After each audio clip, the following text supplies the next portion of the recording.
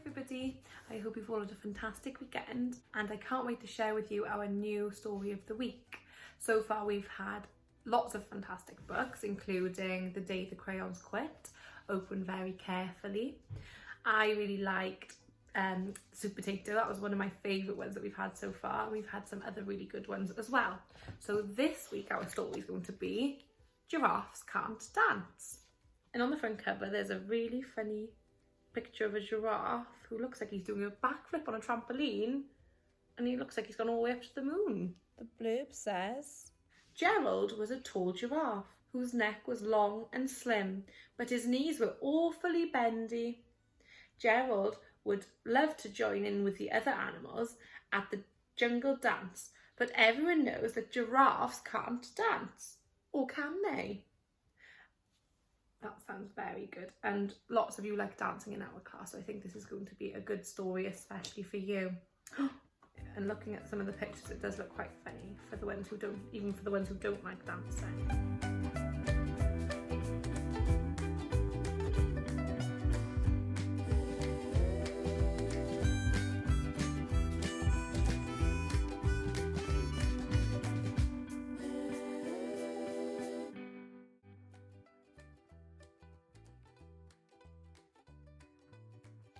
Gerald was a tall giraffe whose neck was long and slim, but his knees were awfully bendy and his legs were rather thin. He was very good at standing still and munching shoots off trees, but when he tried to run around, he buckled at the knees. Now every year in Africa, they hold the jungle dance, where every single animal turns up to skip and prance. And this year, when the day arrived, poor Gerald felt so sad, because when it came to dancing, he was really very bad. The warthogs started waltzing, and the rhinos rock and rolled. The lions danced a tango, which was elegant and bold. The chimps all did a cha-cha with a very Latin feel, and 8 baboons then teamed up for a splendid Scottish reel. Gerald swallowed bravely as he walked towards the floor, but the lions saw him coming and they soon began to roar. Hey, look at clumsy Gerald! The animals all laughed. Giraffes can't dance, you silly fool. Oh, Gerald, don't be daft. Gerald simply froze up. He was rooted to the spot. They are right, he thought. I'm useless. Oh, I feel like such a clot. So he crept off from the dance floor and he started walking home. He'd never felt so sad before, so sad and so alone. Then he found a little clearing and he looked up at the sky.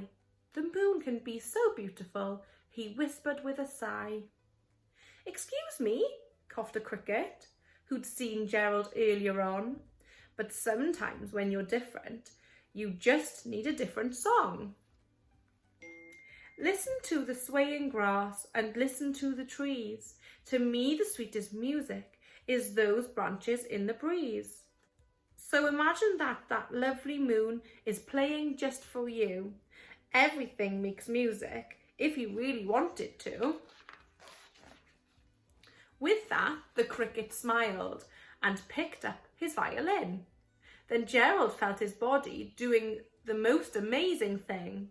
His hooves had started shuffling, making circles on the ground. His neck was gently swaying and his tail was swishing around. He threw his arms out sideways and he swung them everywhere. Then he did a backward somersault and leapt up in the air. Gerald felt so wonderful. His mouth was open wide. I am dancing. Yes, I am dancing. I am dancing, Gerald cried. Then one by one, each animal who'd been there at the dance arrived while Gerald boogied on and watched him quite entranced. They shouted, It's a miracle! We must be in a dream. Gerald's the best dancer that we've ever seen. How is it you can dance like that? Please, Gerald, tell us how. But Gerald simply twizzled round and finished with a bow. Then he raised his head and looked up at the moon and stars above. We all can dance, he said, when we find music that we love. That was a beautiful story, and I really liked that Gerald, at the beginning of the dance, he was a little bit sad because some of the other animals weren't very kind to him and they told him he couldn't do something. And then a kind cricket told him that he should just give things a go and have a try. And when he did give things a go and have a try, he did a really good job, and all the other animals couldn't believe their eyes and thought he was fantastic. And they were all good friends to him in the end. I'd love to hear what you thought about that story again, like you usually do. You're all getting so good at messaging on the stream and commenting on the things that get posted on there. So I'd like you to do that again. You can tell me all your favourite bits. If you can think of a character that was kind in the book or a character that wasn't so kind, what should they have done differently? I can't wait to hear what you've all been up to. I'm also looking forward to seeing some of your videos of you doing sign language of your names from our Funky Friday challenge. Remember to keep up all the good work that you're doing on Google Classroom. And I know I say it every single time I do a video, I'm still really enjoying seeing all the things that you're doing on Google Classroom. So make sure you keep doing those things and keep learning at home. Bye.